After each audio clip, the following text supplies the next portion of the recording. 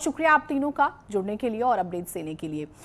तो लगातार जो है सभी मेहनत कर रहे हैं। नेताओं का जिक्र करें, यूपी में 3 चरणों के चुनाव के बाद केंद्रीय गृह मंत्री अमित शाह ने नेटवर्क 18 के editor in chief Rahul Joshi से एक्सक्लूसिव बातचीत की। शाह ने कहा है कि यूपी में कानून व्यवस्था का मुद्दा सबसे बड़ा है। पहले हर जिले में माफिया होते थे, आज सभी जेल में हैं। यूपी की जनता इसकी सराहना कर रही है। अमित शाह जी, आप काफी यूपी में आपने काफी जगहों पर रैलियां संबोधित की, आप काफी देर से घूम रहे हैं, 3 चरण का चुनाव हो चुका है। आप ये बताइए कि आपके लिए कौन से बड़े मुद्दे हैं जिनके साथ आप जनता के बीच में गए हैं? देखिए, 4 ऐसे मुद्दे हैं जिसने उत्तर प्रदेश की जनता को भारतीय जनता पार्टी के साथ अगले 3 चुनावों से ज्यादा मजबूती से जोड़ा है।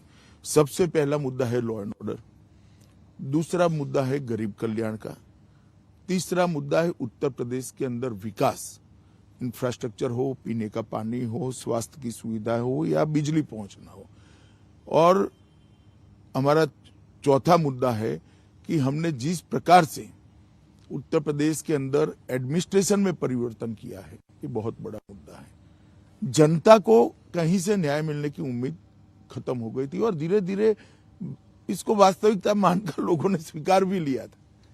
परंतु मोदी जी के नेतृत्व में जो 2014 में परिवर्तन हुआ, उसके बाद एक आशा बनी और ये आशा को फलीभूत होते हुए आज लोग देख रहे हैं। तो सबसे बड़ा मुद्दा आप लॉ एंड ऑर्डर का मानते हैं, सुरक्षा का मानते हैं?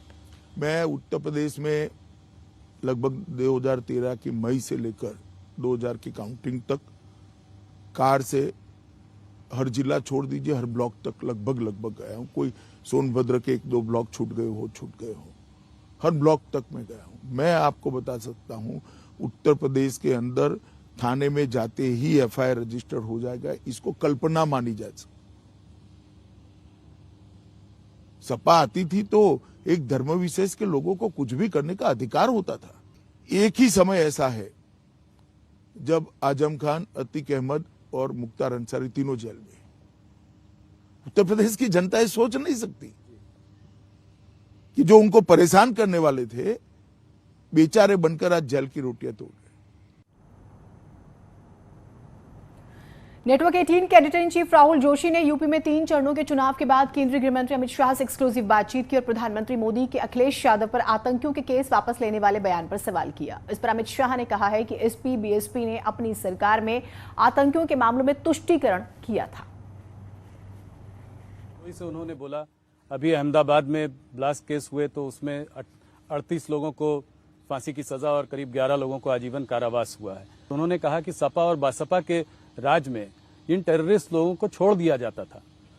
नहीं, 11 ऐसे मामले हैं जी सपा बसपा के राज में जिसमें पोटा और यूएपीए लगाया था, उसको विड्रॉ कर लिया गया, जिसमें संकट मोचन के बम ब्लास्ट से लेके बहुत सारे मामले सेंसिटिव टाइप। आप देश की सुरक्षा के लिए क्या सोच रखते हो, उसका जवाब उत्तर प्रदेश की जनता को सपा बसपा ने देना पड़ेगा। अब आप एक बात समझ लीजिए कि जिन पर पोटा और यूएपीए लगा है, या तो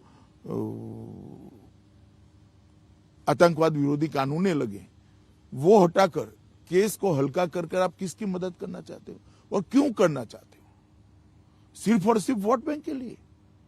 तो क्या बाकी के लोगों के वोट नहीं है? जो विक्टिम है उनके वोट नहीं है? और ये फील पूरे उत्तर प्रदेश में है और कांग्रेस के शासन में भी ढेर सारे ऐसे मामले आए देश भर में।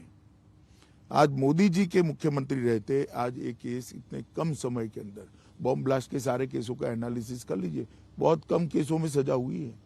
और इतनी बड़ी सजा की मात्रा जिसको पुलिस ने एज अ प्रोसिक्यूशन एफिशिएंसी के साथ कोर्ट को कन्विंस किया, कोर्ट ने एविडेंस को अप्रिशिएट करने के बाद सजा दी।